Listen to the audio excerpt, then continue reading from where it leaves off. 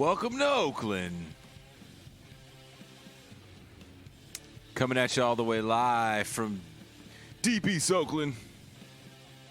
No longer in the West. Got to start saying that I'm no longer in the West. Today's show, I got to talk to a person I've had on once on the podcast like this, and then we did our first ever live stream with this particular guest, Dr. Michael Harris, who wrote a book that I'm very fond of. If you've heard me on this show talk about it, Welcome to the Rebellion, A New Hope in Radical Politics, which uses the Star Wars movies as a grand narrative for the left. Michael Harris has a new book coming out in April, and he shot me the advanced copy.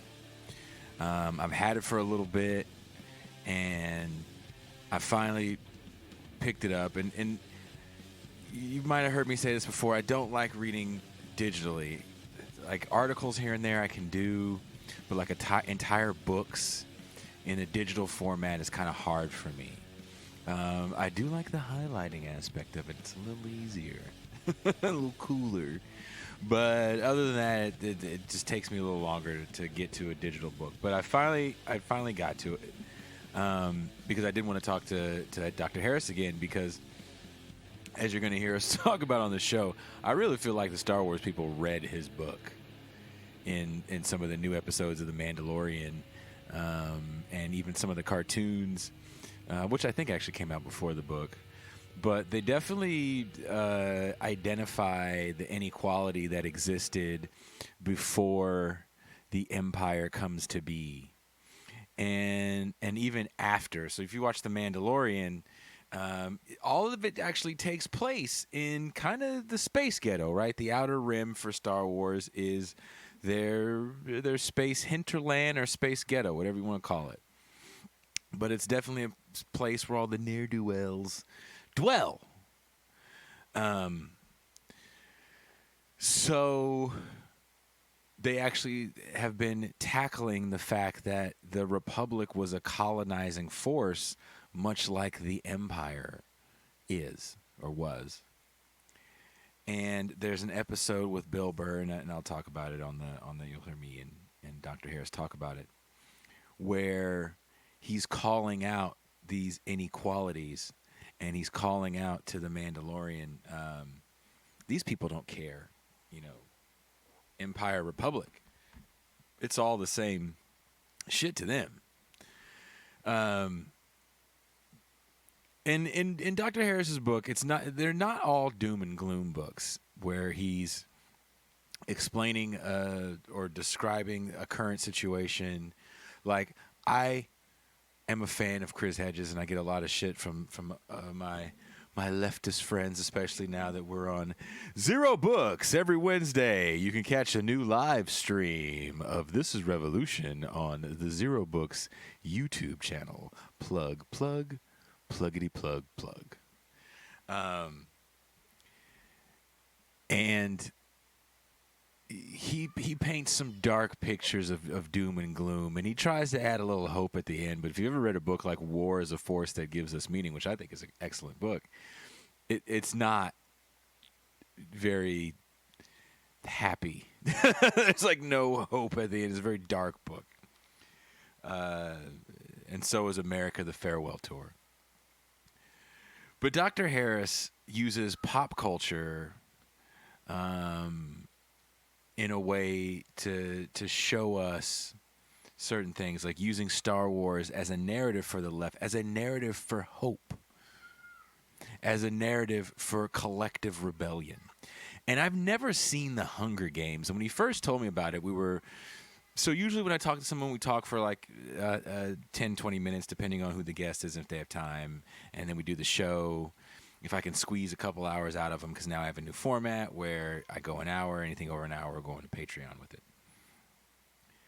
If I can squeeze some time out of people, we'll talk for three, sometimes 4 hours. Dr. Harris and I talked like all day. And then we were talking before the live stream that we did, because I was really nervous about doing one live stream, so I did it with Dr. Harris and another brilliant thinker, Arash Kalahi, who's actually coming back on the show. I'm doing an interview with him coming up in a few weeks. So look for another brand new Arash Kalahi interview where he's going to give some more brilliant takes. And the reason why I like those two guys is they have a way of laying out the situation simple and plain. I'm not going to beat around the bush. Here are the problems, and here's how I feel we can combat said problems.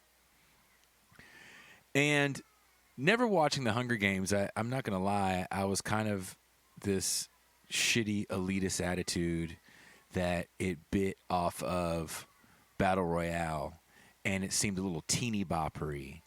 And I was like, Battle Royale is this dope-ass movie, and I don't want to watch some teeny bopper ripoff of Battle Royale. And I believe the author did write it towards a teen audience, and she got a deal with, she got a deal, the movie company got a deal with Hot Topics, so it definitely was all the rage. The books were, and then definitely the apparel and the movies were. They made like 4 or 5 movies. And I just didn't care to watch them. I was like, fuck this bullshit. It's biting off Battle Royale. And I told that to Dr. Harris, and he kept telling me, yeah, you should watch them. Just don't be such a dick. You know, the lady claims she didn't know about Battle Royale. And much like music, where sometimes we think someone stole our riff or someone stole our idea, which is a conversation I've had with my music friends more times than I can count. Sorry, as I'm talking to you right now, my phone blew up because there's some sort of Amber Alert. And in the background, if you can hear, my 2-year-old son is watching one of his favorite movies and screaming incontrollably. But we will move on. I was like, let me just read this book. And in reading the book, it's definitely making me want to go watch the movie. So I went to go try to watch the Hunger Games, and I couldn't find it. I can't find it for free. I have to pay for it, and I'm very, very broke right now. So I can't even afford to pay for the Hunger Games, which has been out since like 2012. And that's a whole different podcast episode to talk about. But in reading the book, I definitely think he gets the point across, and he describes the movie so well that, I definitely want to go watch it. Much like the Star Wars book made me go watch all 9 movies again, and 11 total, because we watched, my 2-year-old and I even watched Solo and Rogue One again after reading that book. And I want to read this little part from the intro of the book, just to give you an idea. The Hunger Games isn't just the brutally honest name of the annual fight-to-the-death competition organized by the Capitol, the city that dominates Panem, and Panem is America, right? It's in this futuristic world. It's the way that its elite controls the districts, starvation, scarcity, and minimal rewards doled out to subvert districts. The Capitol uses hunger as a weapon against the masses. It's also a powerful metaphor for the economic system we live under today, so much so that the Hunger Games has now become shorthand for an especially brutally competitive environment or economy. And the book is about capitalism's collapse, the collapse of societies, or societies collapsing under capitalism. And he does a great job of writing this and explaining this by using the Hunger Games, but also kind of showing us the way to fight this is solidarity and not working in silos. And we talk a lot about that in the episode, and also in the episode we veer off a little bit from the book, because when we are recording this was the second time in less than 10 days that my Facebook profile was deleted by Facebook. So I was a little flustered from that, and I was gonna try to reschedule it, and Dr. Harris was going through some stuff where he's staying now, and then we were like, no, fuck it, let's just do the show. Let's do the show, and let's just riff. And before we knew it, we had 2 episodes in. We have this episode that you're gonna hear, and if you'd like to hear the second half of the conversation, which was always a little more raw and just a little more interesting, I think, because we're 2 hours into a conversation, become a patron. It's easy. It's affordable. It's fun. And you can hear the other half of this conversation. You can hear the other half of the conversation I had just recently with Professor Dylan Rodriguez, where he goes off on Van Jones and tells some really interesting Van Jones stories from dealing with him in 1999. Really takes the the shine off that whole Van Jones was a Maoist thing when you hear these stories that Professor Rodriguez and actually another friend of mine tells of Van Jones. But back to my episode with Dr. Harris. I'm excited about his book. There's definitely going to be buy links to the book in the description. So wherever you're listening to this, there are links in the description to get the previous book, Welcome to the Rebellion, which I love. We are going to do another episode with Dan Larson, Dr. Harris. I'm going to see if we can get Derek Varn on. I'm calling my shot right now. I haven't even talked to him about it, so I'm going to do it here on this podcast. I'm going to see if we can get Derek Varn. Maybe Jean Bajlan. Definitely Pascal, my co-host, is a big fan. Like, it's going to be one of those like big episodes when we do this. We'll definitely talk about Star Wars and Hunger Games and maybe some other sci-fi things that speak to greater problems that we deal with daily. RoboCop for me is just the perfect explanation of neoliberalism, in my opinion. So maybe we can get this panel of great thinkers and pop culture aficionados to chime in on that. If you guys have any ideas, please feel free to message me on Facebook. I am back on Facebook, but not as my name, Jason Miles. I'm on there with my first and middle name, Jason Lionel. They wouldn't let me have my name. My name was banned. And I couldn't get on even with a different email. I had to get a second phone number. It was a whole pain in the ass. So I don't know why I'm saying this on here, because maybe they're going to ban me again. I hope a third time doesn't happen. That was really going to frustrate the shit out of me, because I'm tired of losing shit. The second banning was, Anyway. So here is the episode with Dr. Michael Harris, author of the upcoming book, Stay Alive, coming out on Zero Books. And also, don't forget, every Wednesday, a new stream comes out on Zero Books. And we are working it out that every Tuesday, Doug plays a clip that I make for him. And I don't make Doug, so if anybody here listens to Zero Books, Doug Lane makes these really trippy. I actually like his videos. I think they're very artistic. Someone commented that they didn't like the music in the video that Doug had put up, that it was distracting.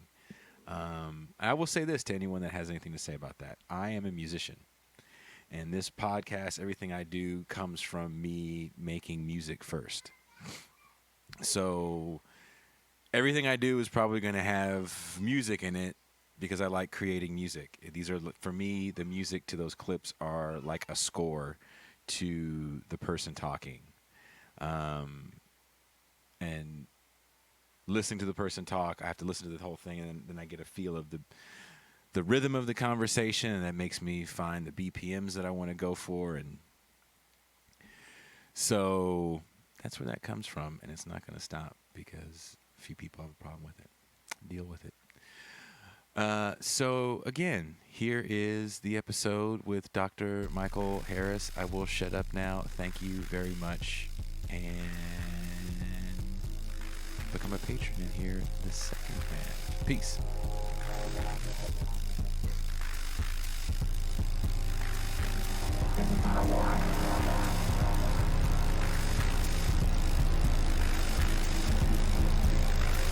All right.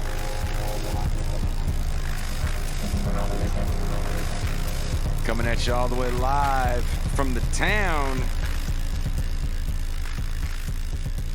And today I am speaking with a return guest. This is the third time I've spoken with this gentleman.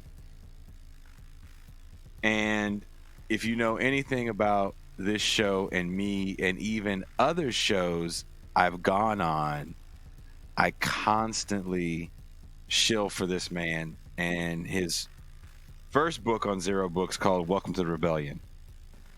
Welcome to the Rebellion is a book that uses Star Wars as a grand narrative for the left.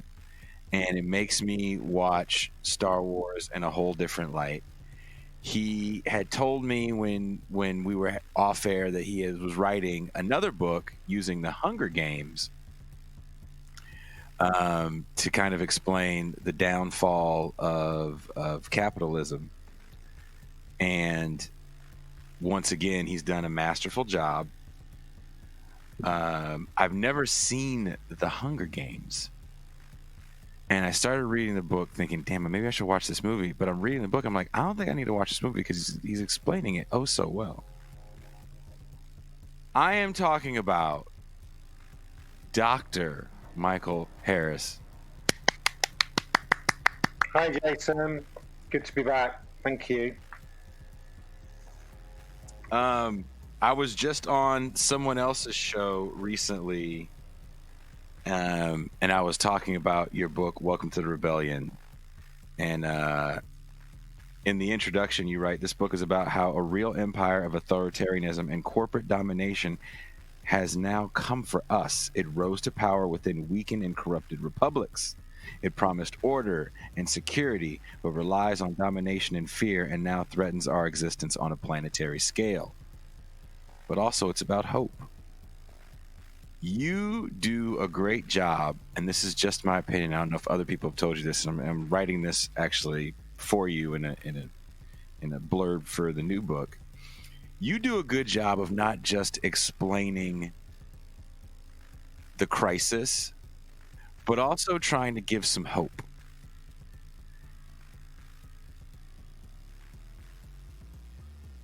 I don't know if people tell you that with your books, but I've definitely read. I think I missed the last part of that. Okay, I said you do a good job at explaining the crisis and also giving hope. Right.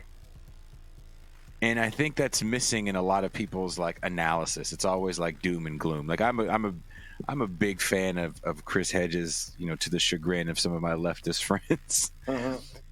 But he's really great on the doom and gloom and a little light on the hope. Sure. Well, I mean, but any objective assessment of the times in which we live, you know, hopelessness or certainly a kind of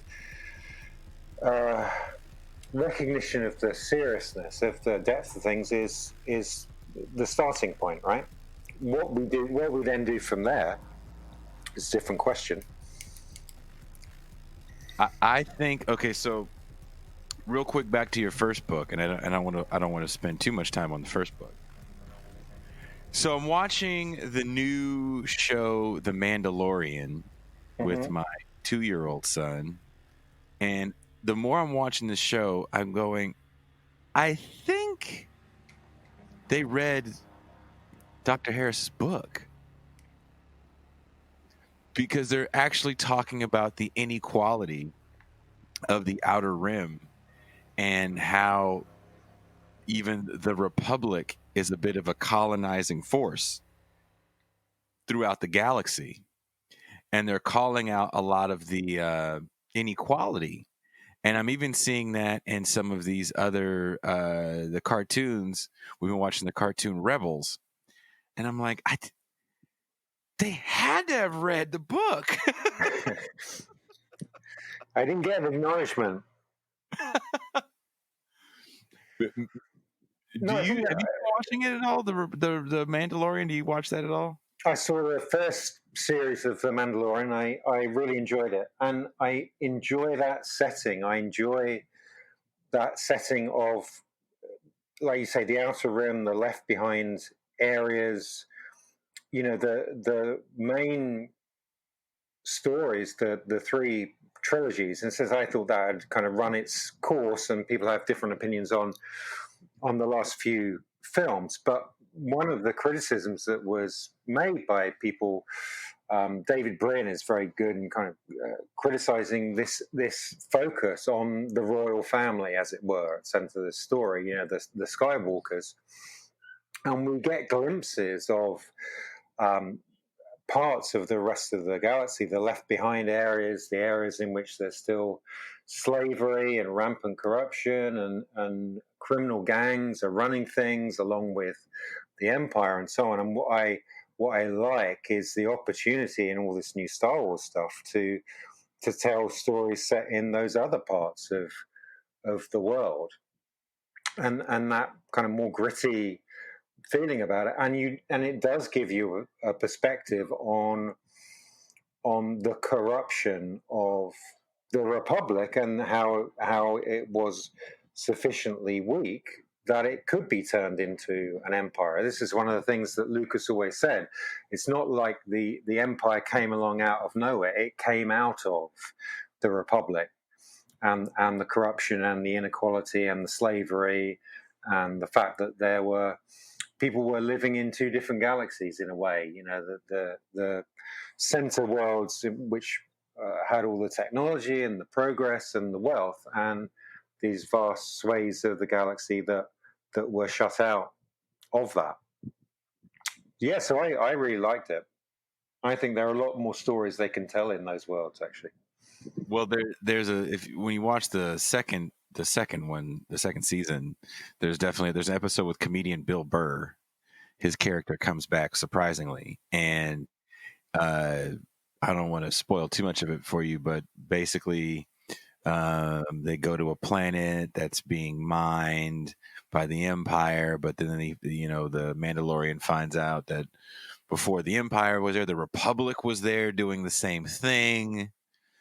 So the people of the planet just don't care, like, who's there, and they make that a point. And there's a great monologue that one of the Empire generals gives to Bill Burr's character about how the people will be begging for the Empire to come back. Right. So it's interesting how they're running this. And as I'm watching this, I'm going, they had to have.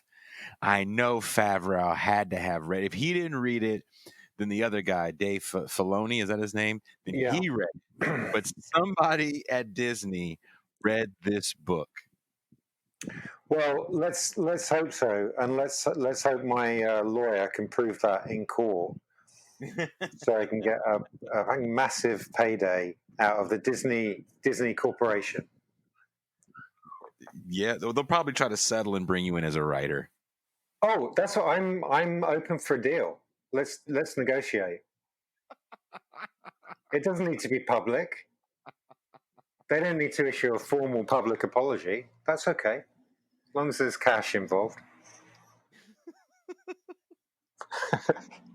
I'm not mad at you, and again, I'm one of your bigger fans, and I'm always talking about your work with this book, and I actually know people that have gone out to get it after I've gone on and on and on about it. No, I really appreciate that. I do see you doing that, and I hear you mentioning it on the podcast, and I really appreciate it. The goal was recently, and also to let people know, recently we did a pretty big show with some Zero Books people, Derek Varn and Jean Bajan, and also Dan Larson from Toy Galaxy. who enjoyed the episode you and I had. And it was kind of after the Capitol got stormed, and Dan wanted to get some stuff off his chest that he, of course, can't do on his channel because it's about pop culture and toys and cartoons. And originally, I wanted to have you on, and I was like, this is going to be like the ultimate. But you couldn't make it. And so we're going to have to figure out a way to redo that. Because that was going to be really good, because I wanted to dive into this new book, Stay Alive, which is about the Hunger Games. And like I said before, I have never seen the Hunger Games, and I didn't want to watch the Hunger Games, I'll be honest, because I thought it was a ripoff of, from what I was seeing imagery wise, of a really good Japanese movie called Battle Royale. Yeah. And in reading your book, I don't think it is at all. It seems like a totally different movie with some really good class analysis in it. Yeah, Susan Collins, the author of the Hunger Games series, she claims she had never heard of Battle Royale, which, you know, is possible. I mean, it's a cult movie, and famous in cult circles, and was a kind of slow burner. Got more and more famous, I think, as time has gone on. You're right.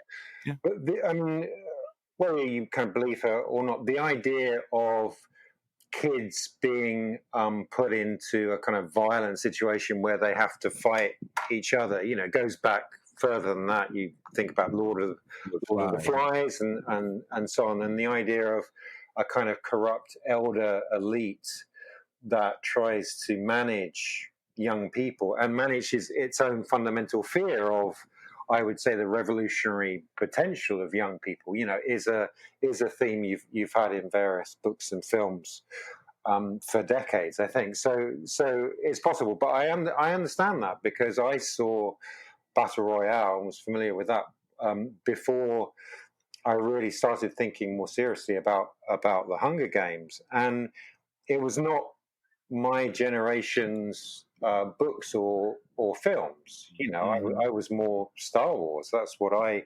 grew up with. So I wasn't that familiar with the Hunger Games before I started to think about pop culture metaphors for the things younger people in particular are thinking and feeling about the dystopia we're heading into. And that's when I really started to interrogate it a bit more. So you've seen Battle Royale. Did you think Battle Royale had any sort of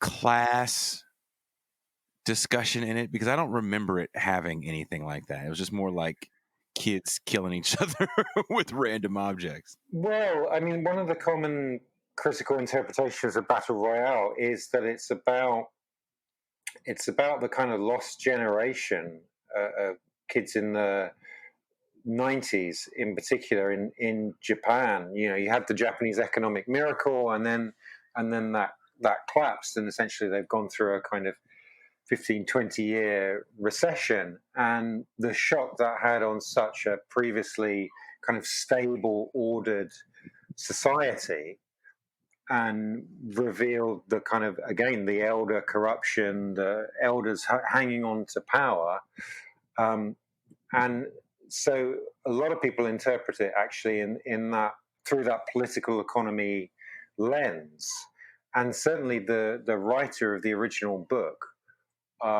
through his wartime experience, actually, that was what inspired it originally. He saw how the Japanese elite, the wartime elite, and the emperor and so on, were sacrificing the population and the young population in an unwinnable war. And so it's not so much class, I suppose, but it's more a kind of generational anger he had about how older elites can use and exploit younger people to the point of death. And so that does run through the thing. And then there are various kind of smaller class things you can pick out in the relationship between various characters in the in the book and the film. Some people say. I haven't seen the movie in probably what year is this? 2021. I think the last time I saw it was 2008. So Right. I'm a little fuzzy, and the last version I had of it had no subtitles. Okay. I actually, here's a funny story. I lost everything in 2008 financially and a marriage, and I took a job. Starting off as a very funny story, Jason. I got to say. This is the comedy's coming, right? Okay. Be patient. I took a Greyhound bus for 3.5 days to the Gulf of Mexico to go cook on oil rigs. And I forget how I had a copy of it, Battle Royale, and I'm in a bunch of kind of angry, what you would call rednecks maybe, and I played it for some guys one night, and it's a 24-hour job. It's a 7-day-a-week, 24-hour job. So you're working every day, and you work 12 hours, and you try to rest for 12 hours. So in our 12-hour rest for this crew, for some reason, we all kind of got along pretty well.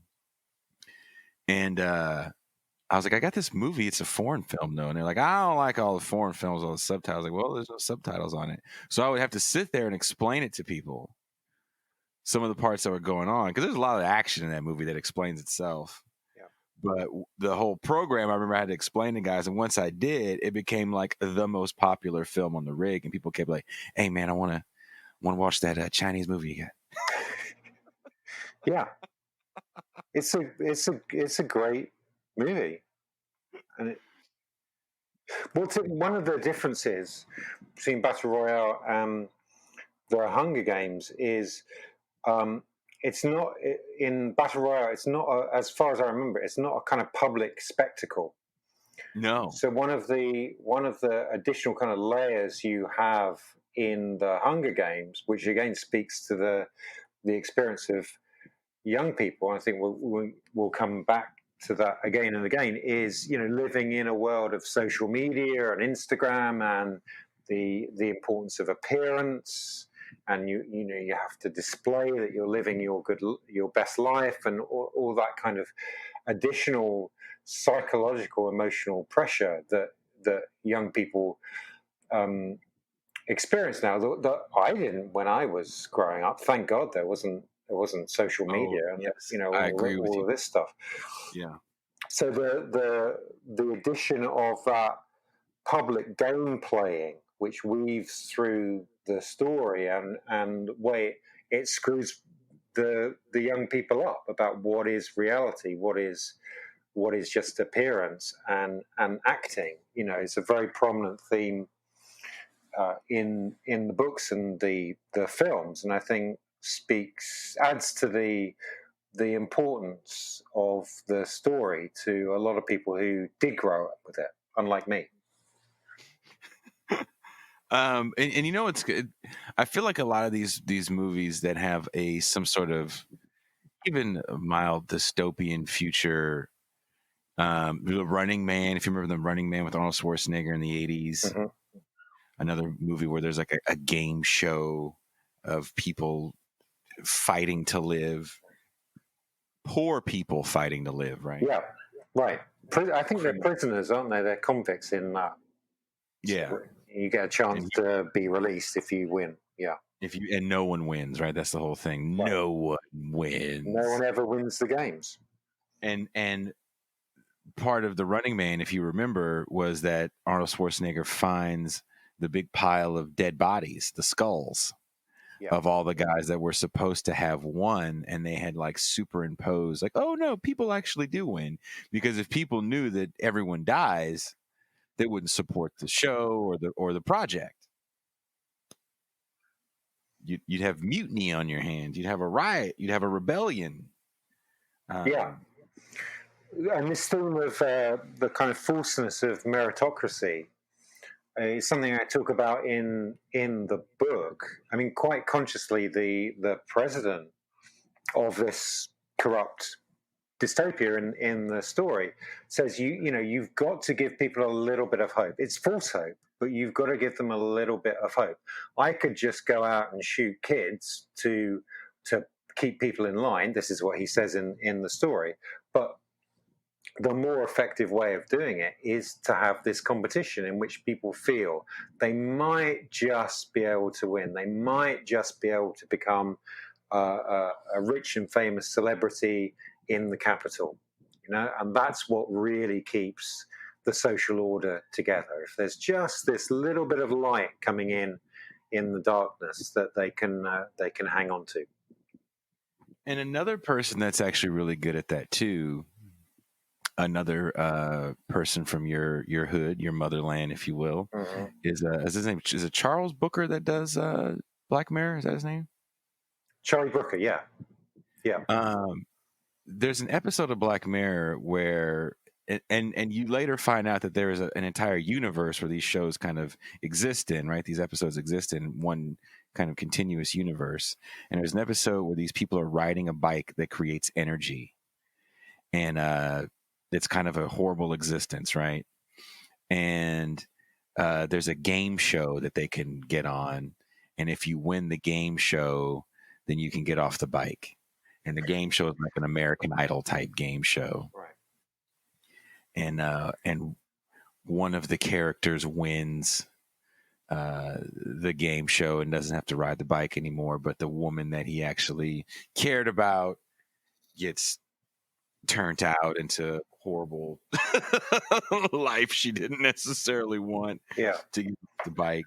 And to your point about this false hope, like that was the one thing that everybody could look forward to, right? In that world was, well, maybe, just maybe, you can win the American Idol type game show, and get out of this rat race. I think it was The Running Man that inspired American Gladiators, that TV show, and the producer of what would become American Gladiators pointed to The Running Man and said to his staff, "This is what I want, just without the murdering." direct quote. Well, it's insane. It's insane, but now, I mean, I don't watch this crap, but you have game shows in which people are starved.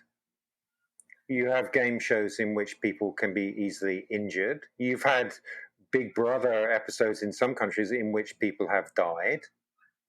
I mean, we are inches away from this stuff. This isn't really so much science fiction or fantasy, right? Mm-hmm. And of course, you had a president who displayed that kind of violent game show ethos. We're going to storm the Capitol. People are going to die. He knew that. What did you think? And I know you're not here in the States right now. What did you think when the news hit? Because I know news hits differently when you're not in the country sometimes or stuff. About the 6th of January. Yeah. And juxtapose that to your book. I mean, I was kind of picking up on it through social media, but it didn't really register with me what was happening. I was kind of working away and seeing, Trump protest, whatever. And then I think, like a lot of people, the more footage I saw and the more violent footage I saw, it really hit home to me that this was an insurrection. At first we saw kind of weird people running around and the guy with the horns or whatever, and he was like, right? These are kind of buffoons or whatever. And then I think as more footage started to come out that people had recorded, and so you got more of a sense of no, they were looking to kill people. If they had found some of the representatives and Pence and Pelosi and so on, they would have killed them. They would have killed them. And obviously we've been saying for 4 or 5 years, you need to take this stuff seriously. This is fascism, and that was seen as alarmist and dramatic, and the left crying wolf again. Oh, now you believe us. Yeah. Now Facebook and Twitter realize what they've been profiting off of, and this is what happens, and people get killed. Now you have these nice. I like the way you write for someone like me is perfect because they're almost like short little essays within each chapter. Yeah, that's what I try and do. Yeah. And it makes me feel like I'm reading a lot more than I actually am. But this one right here, I want to read because I think I even put a note here to read this part. These things happen in war. This essay is called. Panem is found on a core conservative idea, and Panem is the place where this all takes place in the Hunger Games. Yeah, it's the new America. It's the new America. Yeah. Panem is new America, right?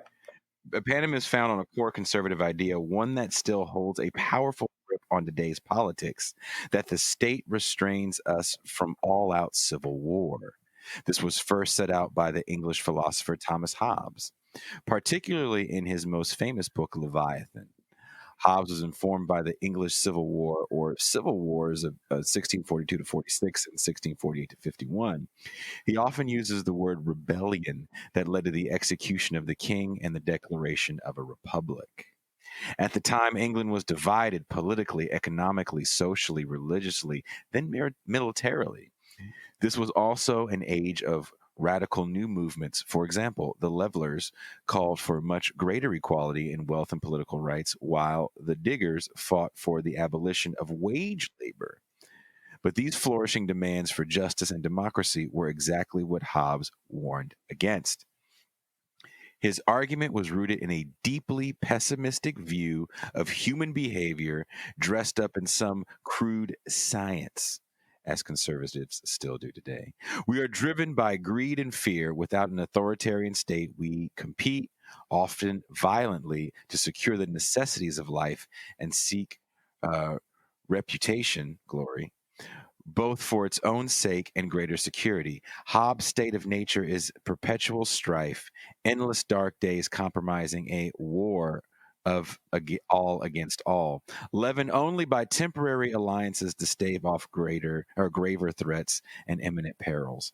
Hobbes thought that the inevitable condition of humankind was one in which life is solitary, poor, nasty, brutish, and short. A relentless quest for power that ceaseth only in death. In such bleakness, there is no alternative to strong central government. Even limiting its powers to seize the goods of its subjects without their consent undermines it. Our only quote unquote hope is all powerful authority. People must surrender their power to the ultimate peacekeeper, the sovereign ruler. But in reality, this idea just normalizes the actions of some selfish, amoral people as natural and supports exploitation and right wing authoritarianism, even fascism. I read that and I was like, man, let me highlight this because I feel like this has a lot to do with where we are today. Yeah. What spoke to you about that? What cut through about that? I remember having a conversation. I was on a radio show with somebody and we were having a debate about Jordan Peterson for some odd effing reason. And kind of flippantly and very, very sarcastically, I was like, what, you need someone to tell you how to clean your room? And he looked at me very seriously. This is like an adult man. And he says, sometimes I need people to tell me to clean my room. Yeah. And it kind of fucked my head up. And there are people that look to politicians, the state, for order and for savior. And I feel like right now post Bernie Sanders in my country, in the U.S.,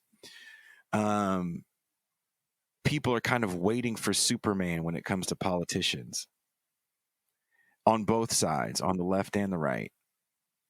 And I think we saw what happens on the right when they're waiting for that Superman. Yeah. One of the people I reference in the book is a psychologist called Alice Miller,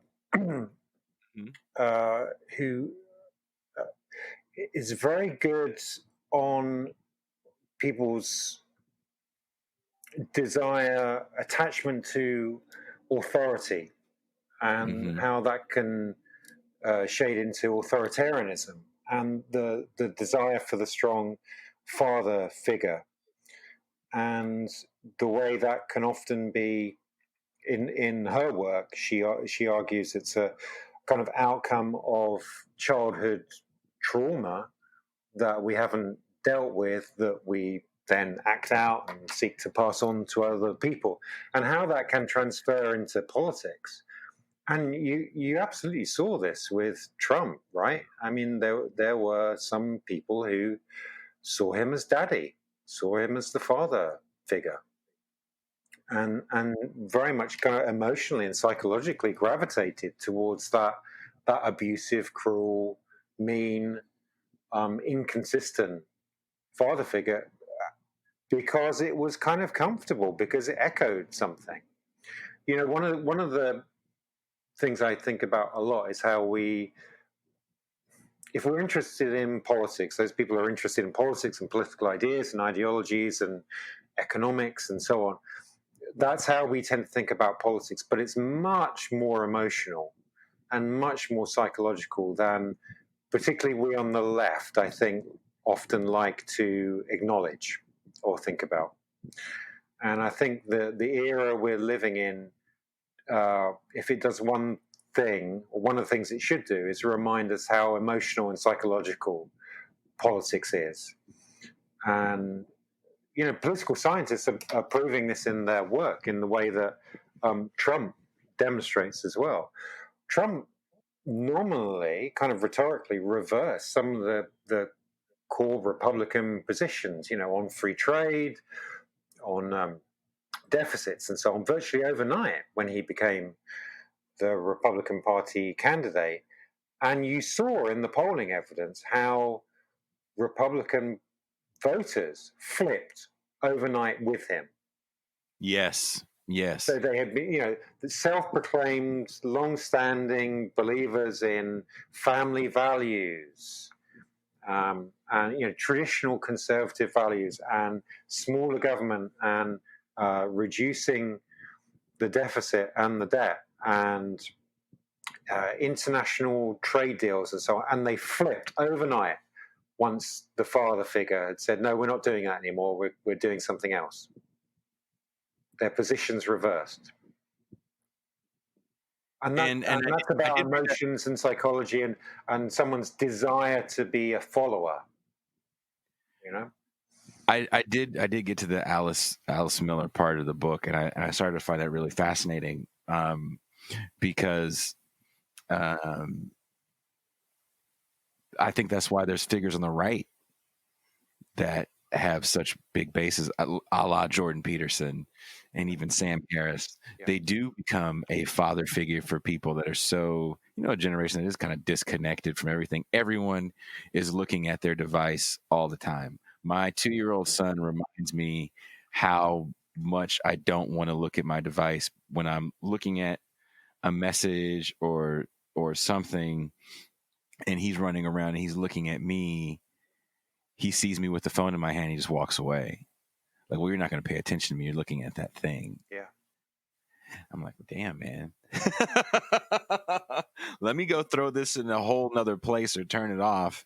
And let me just be around you being two for a minute and enjoy that moment, because these times are fleeting. So I see the connection people have to these voices that talk for hours on end. Some of these people have like podcasts and things that go for like 2.5, 3 hours. Pops is talking to you for a minute. Yeah, it's interesting.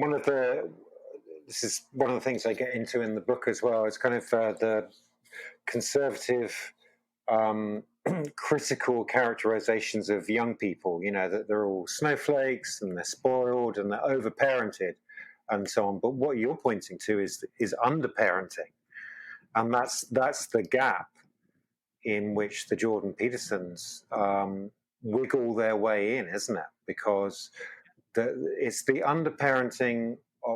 Obviously, parents are too stressed, they're distracted, they're exhausted themselves from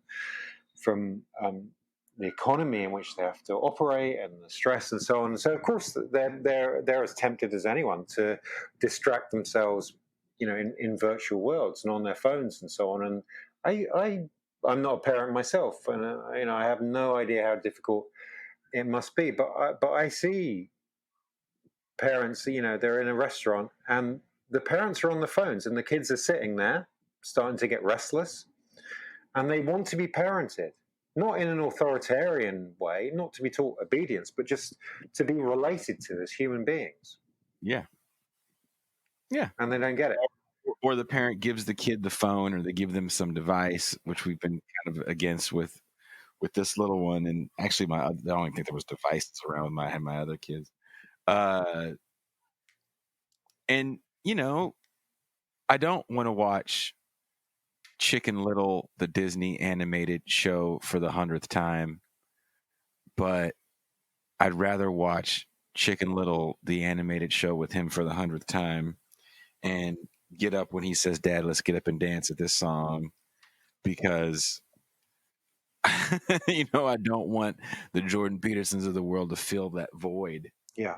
And they will. They're looking for the opportunities. They are. There's good money in it. And another thing about your book, back to my original point about your writing, which is that you do such a good job of taking pop culture, using it as a metaphor for real problems, but then at the end of the day, you always give a way out. Like, there has to be a message of hope, because when there is no message of hope, then you're just hopeless. And your message of solidarity that kind of runs through this story in the Hunger Games is really interesting, because even on the left, I think we don't understand people say solidarity, but they really understand solidarity. Sorry, go on. No, I was going to say I struggle with it. What do you struggle with? I'll be a little transparent. I made a comment the other night on a show, and it was a slightly negative comment about a larger person on the left who has a tendency to come off a little, what's the right word? You have a better vocabulary than me. They come off a little too rich. Mm-hmm. So even though they speak about certain working class issues, they're definitely not of the working class, because they also talk about, silly shit like loving to go on Fox News because you get your hair and makeup done, and then that way you can be all made up for your downtown Manhattan dinner engagements that you had planned around your Fox News appearance. I'm like, what the fuck are you talking about? Like, no one I know and work with understands anything about that. But this person actually does have a really good political analysis of how the inner workings of electoral politics work. And I probably shouldn't be so judgmental, because I think they're a little too bougie. Because they do offer something for the greater movement, right? Well, I mean, there's a history. I don't obviously know what figure you're talking about, and I wouldn't be able to make a judgment on them. But there's a tradition of rich kids who play politics, especially on the left. Mm-hmm. Mm-hmm. There's reasons to be wary of certain people, certainly. And most of it comes from the fact that it's just, when you hear real people problems, like I've had Chris Smalls on my show, the young man that's trying to form a union with Amazon. He got fired for trying to organize at Amazon, and it became kind of a big story. And my big question for him is like, well, how did you even get people to agree to walk out the door? Because at the same time that he was doing his thing at Amazon, I was working at one of these emergency shelters we have here in California, and the conditions were really, really horrible for everybody, and no one cared as far as management, because management was there to get a promotion. When you take on a big job like that, a big government program like that, you will get a promotion when all is said and done if nobody dies. And you don't make a big stink, and there's not like negative press and shit, right? You can suppress everything. And one of my coworkers had, just has a lot of issues. And this is a coworker, she had just cleaned up, and management didn't know that she was like on methadone. And we were talking about like, we were having serious problems in this place. Like, she had gotten physically threatened with violence, and nothing really happened too much with the person that had threatened her with violence. And when we're talking about trying to like come together and bring these complaints, our issues, our concerns to management, she didn't really want to rock the boat. And she was like, I was getting raped every night selling ass before this. Like literally weeks before I got this job. I'm not going to fuck this up. This $20 an hour is the most money I've ever gotten before in my life, legally.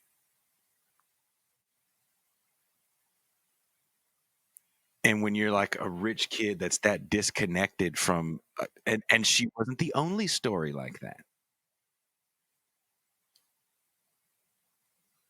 And then you go off about, your hatred of paper straws and overpriced iced lattes. Yeah, I can be mildly dismissive, but I think again, this person actually has really good political analysis.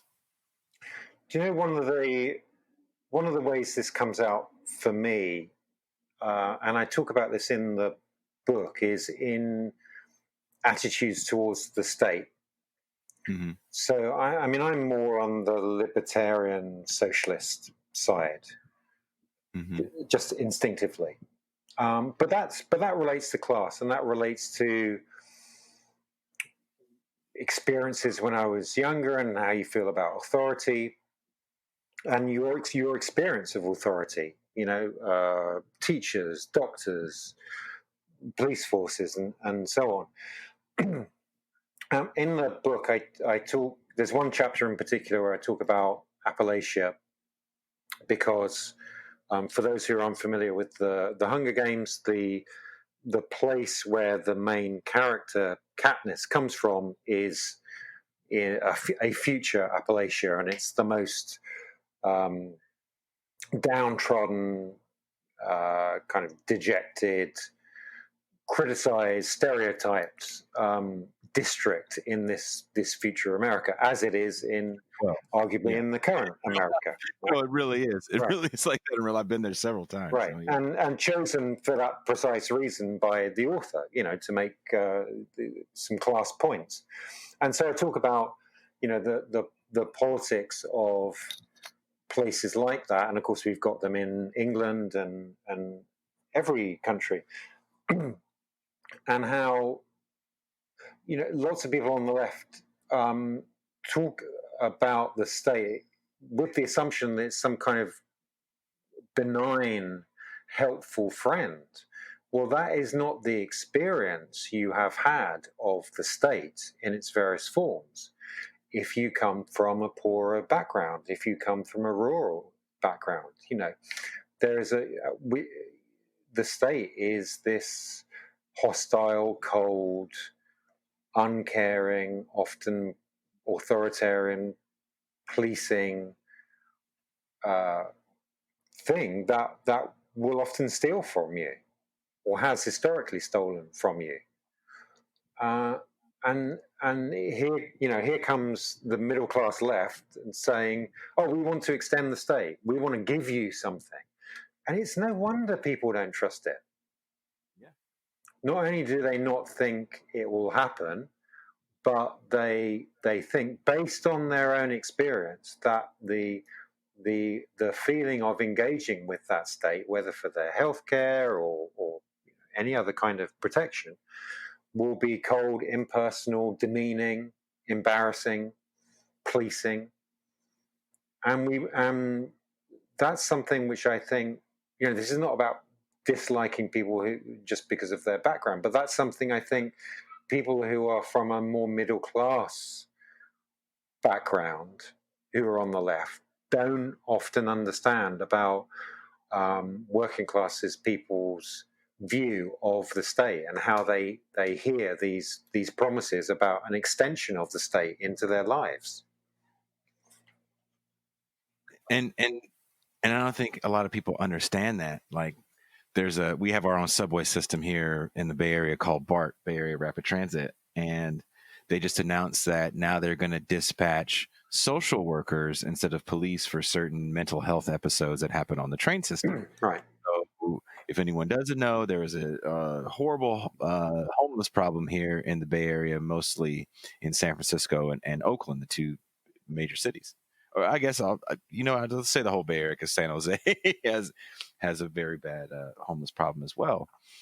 And someone had responded to the article on social media that actually worked in the counseling world, that this may not be as good as people think, because a lot of times these counselors are just another extension of policing, because that's the way they look at the issue, is policing the problem.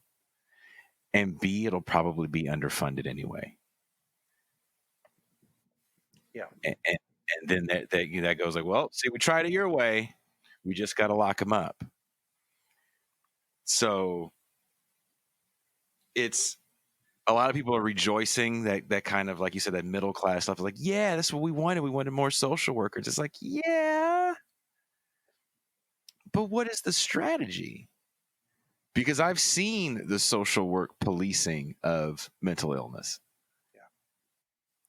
So, yeah, I don't want more people coming. This is the way middle class people's experience of the state is often fundamentally different from people in poorer communities and working class people.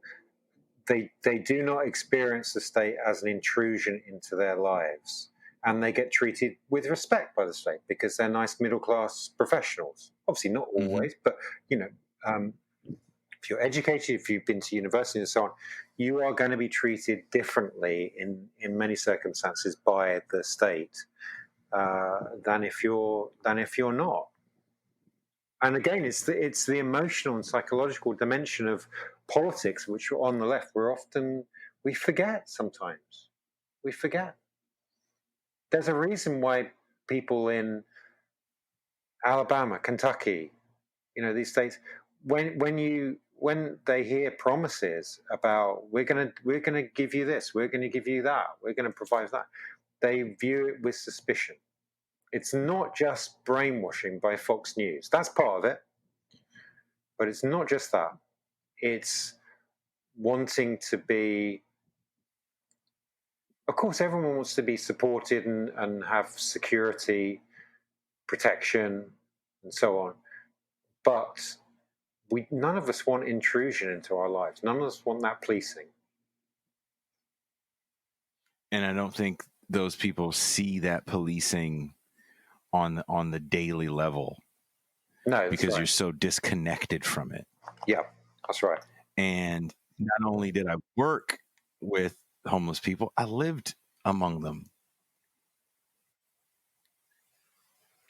There's I mean, it's not something I mention. I don't think I mentioned it in the book. Maybe there's a fleeting reference to it, but I was always interested in a kind of approach to public services that in the academic jargon is called co-production, and fundamentally the point is it doesn't start from the bureaucracy, it starts from the person, and it starts in recognizing what the person can do, and then just says, what do you need?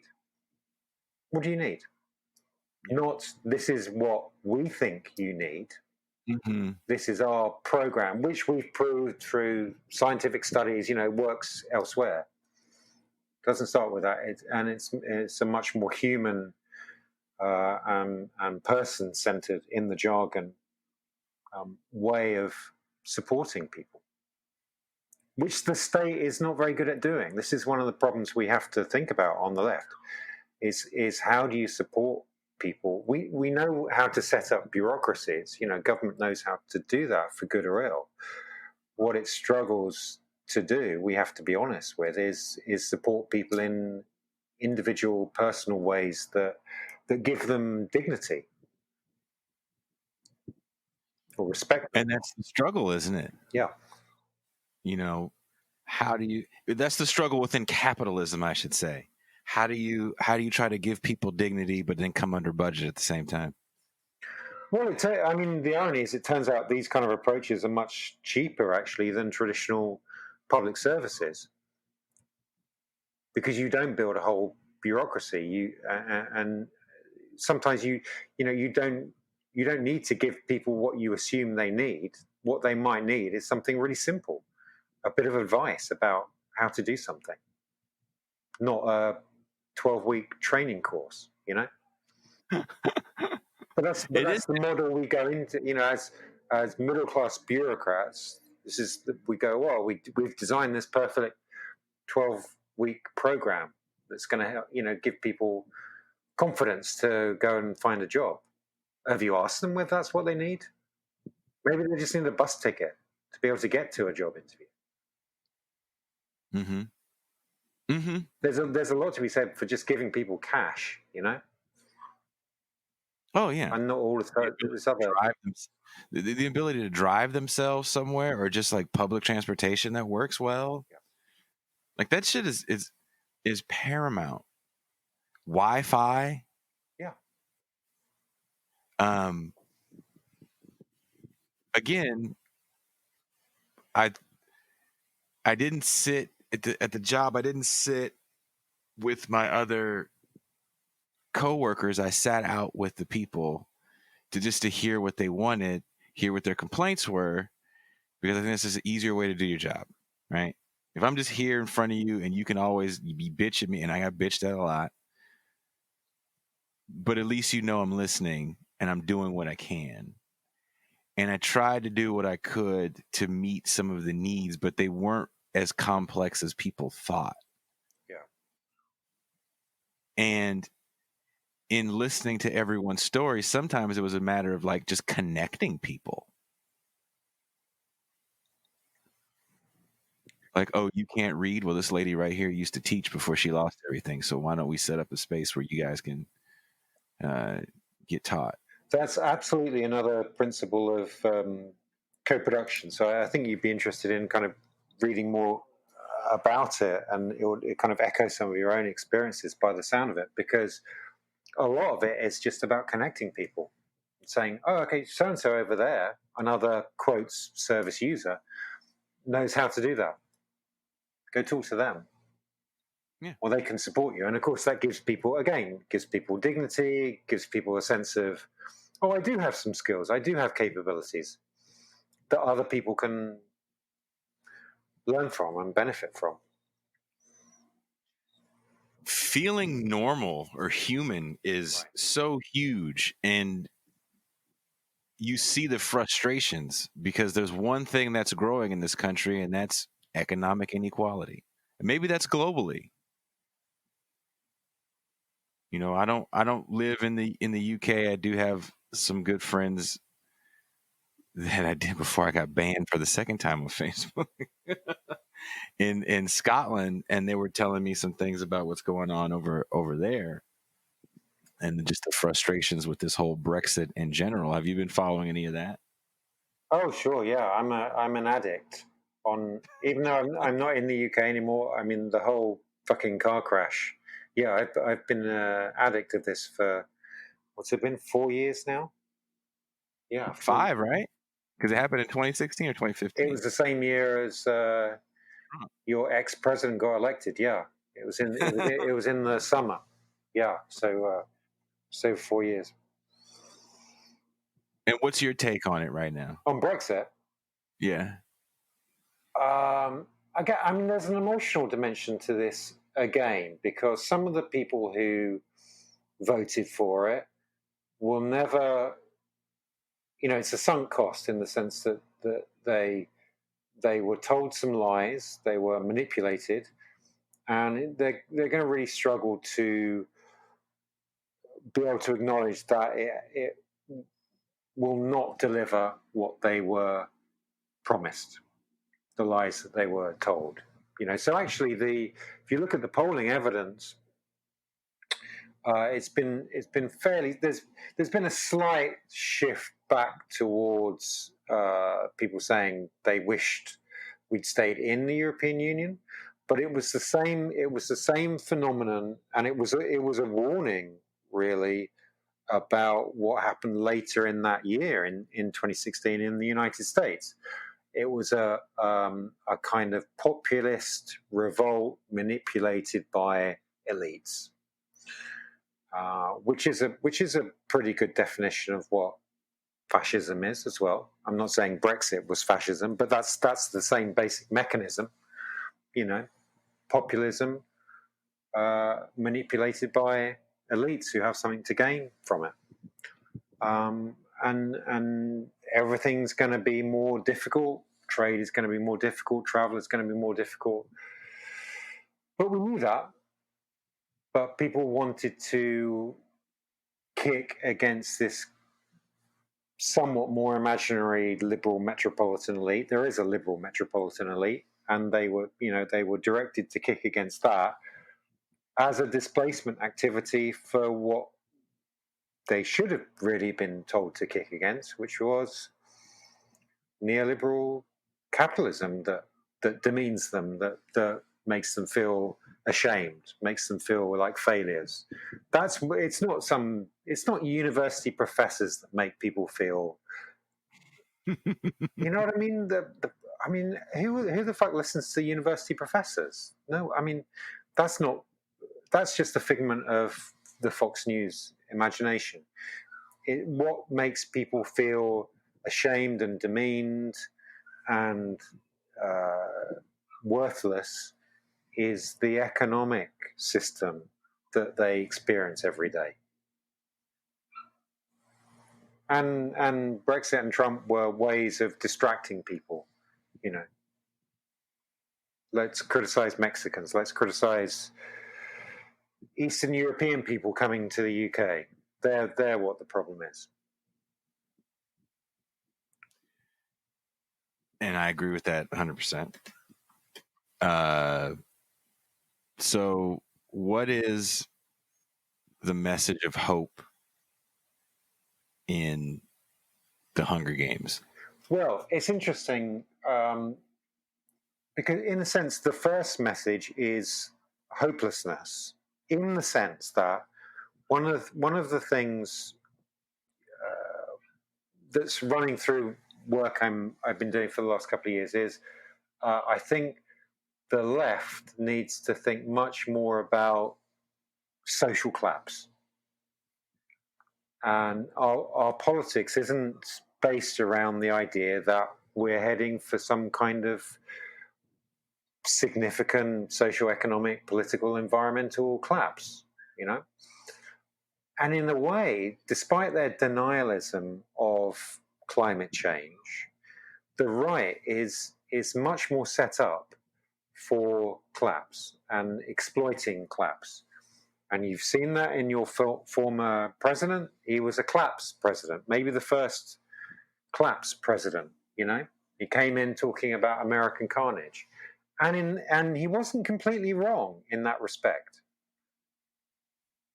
in seeming to recognize, for some people, the economic and social conditions they were living in, you know? And so this is the problem with the kind of hope and unity message on the liberals and progressives can sometimes focus on, you know. People don't feel like it recognizes the depth of the crises, the multiple crises they are living in. And so the first thing the book is about is kind of using this popular culture metaphor of the Hunger Games, is really recognizing the depth of the crisis we're heading into, and in some sense is unavoidable. You know, the environmental damage has been done already. No matter what we do starting today, there are storms coming, literally. So the first thing is in that sense is to recognize a hopelessness that there are some things we're not going to avoid. And once you do that, and here we get into the emotional side of it again, once you go through the process almost of grieving for a world that is lost, you can start to think more clearly about what we can build. And that's where the hope comes back into it. And I think that has huge implications for left politics, in particular about whether it's the state that provides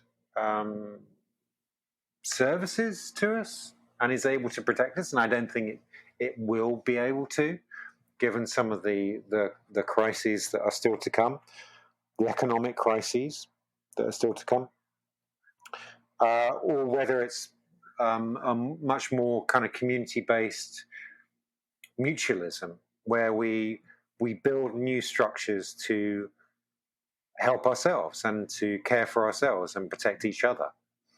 And that's really where the book ends up, is the recognition about the need to do that. Does that make sense? That makes perfect sense. Okay. He is Dr. Michael Harris. His latest book is Stay Alive on Zero Books. It comes out in April? End of April in the UK, International Workers' Day, 1st of May in the United States.